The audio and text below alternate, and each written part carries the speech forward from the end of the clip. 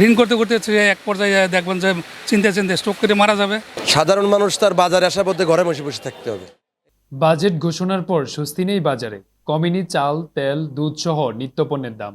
বাজারে ডিম, পেঁয়াজ ও আলুর মতো নিত্য প্রয়োজনীয় পণ্যের দাম অত্যন্ত চড়া, যে কারণে বাজারে গিয়ে হিমশিম খেতে হচ্ছে সাধারণ মানুষ। বাজার খরচ বেড়ে যাওয়ায় নিম্ন ও মধ্যম আয়ের মানুষের জীবনে নাভিশ্বাস হয়ে উঠেছে। তবে অনেকে বলছে বাজেট ঘোষণা হওয়ার আগেই দাম চড়া। বাজেট কার্যকর হওয়ার পর না খেয়ে ঘরে বসে থাকতে হবে। যা কিনছি সবই মনে করেন ঘোষণা না হতেই হতেই দাম বেড়ে গেছে।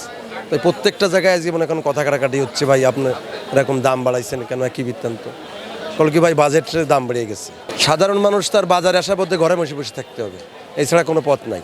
শুক্রবার রাজধানীর কারণ বাজার ঘুরে দেখা যায় বাজেট ঘোষণার পর নিত্যপণ্যের দাম না কমে বেড়েছে কয়েক গুণ। বাজারে কাঁচা সবজির দাম বেড়েছে প্রতি কেজি 10 টাকা। তবে কাঁচামাল আমদানি কম থাকায় দাম বাড়ছে বলে দাবি করছেন বিক্রেতা। গত সপ্তাহ থেকে এই সপ্তাহে আপনার কেজিতে প্রত্যেকটা মাল 10 থেকে 15 টাকা বাড়তি।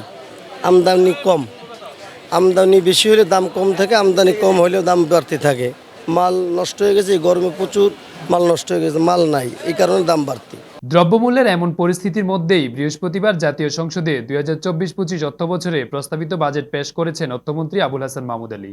তবে বাজেটে নিত্য প্রয়োজনীয় পণ্যের দাম কমাতে তেমন কোনো উদ্যোগ চোখে পড়েনি, যে কারণে বাজারেও বাজেটের কোনো ইতিবাচক প্রভাব দেখা যায়নি।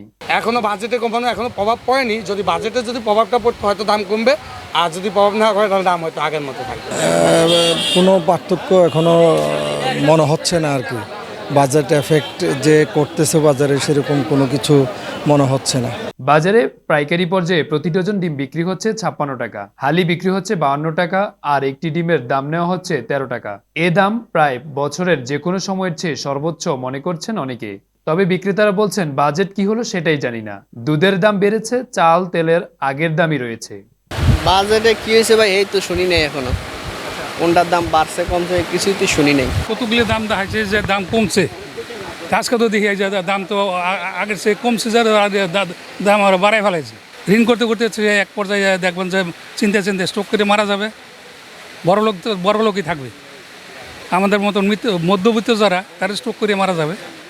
বাজারে পণ্যের দামে বাজেটের কোনো প্রভাব লক্ষ্য করা যায়নি। তবে বিক্রেতারা বলছেন এবারে বাজেটে নিত্যপণ্য জিনিসের কোনো সিদ্ধান্তই ছিল না, সেজন্য এখনও বাজারে কোনো প্রভাব নেই। তবে অনেকে মনে করছেন নিত্যপণ্য জিনিসের দাম কমানো দরকার ছিল।